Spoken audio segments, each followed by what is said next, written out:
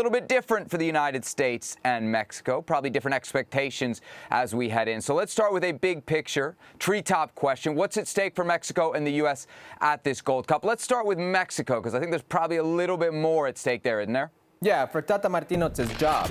I mean, you come off... No, you're exaggerating. You think I am, my friend? Could you imagine if Tata Martino lost the CONCACAF Nations League final against the U.S. men's national team, and then loses within a span of maybe a month, the final, let's say if it is against the U.S., against the U.S. men's national team C team, with all his A players, with the guy who he openly campaigned for as a 9, a dual citizen, a naturalized player in Rogelio Funes Mori, that's opened up a can of worms in the Mexican circles. Could you imagine if that is coupled?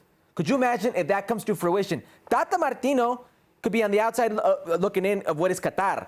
We're 18 months out of what is the World Cup. It could be panic button time. Let's look for a new coach.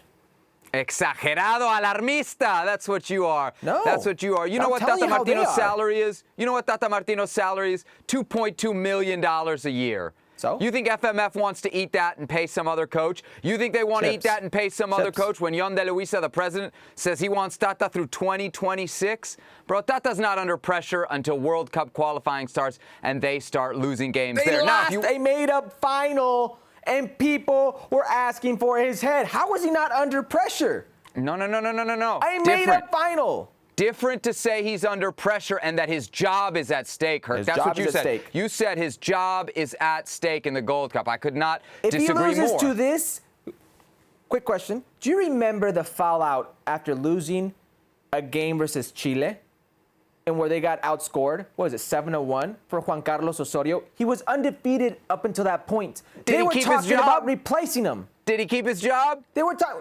Seb, that was his first loss. And the talk was, should we replace him? Don't tell me exagerado. You know this exists. You know the media. You know the pressure. You know the culture.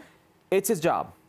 All right, fair enough. We'll leave it there on Mexico, although we disagree. One thing I would say is at stake for Mexico that is very important, that number 9 job. Funes Mori can lock it down in this tournament. Let's talk U.S. What's at stake then for the United States? Because we know it is not the A team. It's not the first 23 that Greg Berhalter would most likely take to Qatar. So what's important then about this for the USMNT? Well, for Greg Berhalter and for a lot of these players, it's what they can do for themselves individually. There's some players like Matthew Kape, some players like Reggie Cannon who are looking to showcase themselves for a better transfer to a better club situation. Then there is the possibility of other players booking their ticket to Qatar.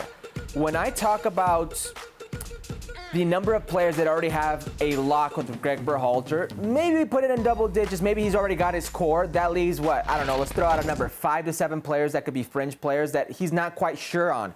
That in 18 months can realistically prove themselves. Well, Gold Cup has always been a tournament for players to earn themselves positions. We've seen in the past with players like Matt Besler, with players like Omar Gonzalez. These situations exist. They book their tickets for what they do in Gold Cup. They earn the opportunity through Gold Cup. So another situation, it may be opposite polars of, or I should say, into the spectrum for what is Mexico and the U.S. men's national team, but they can earn something. Qatar. When the roster was announced for the U.S., I think it was 9 players, 23 or under. I think a lot of these guys are playing more for 2026 and 2022. But I'll give you 4 guys, Herc, to your point, that I think are playing for 22.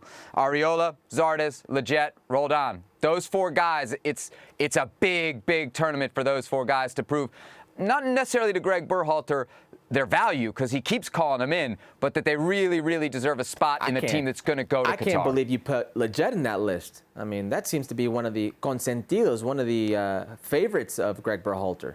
Sure, we'll see. We'll see when all the Europeans come in. Give it another year. We'll see where Leggett is in the pecking order, but certainly a name to keep an eye out in this tournament.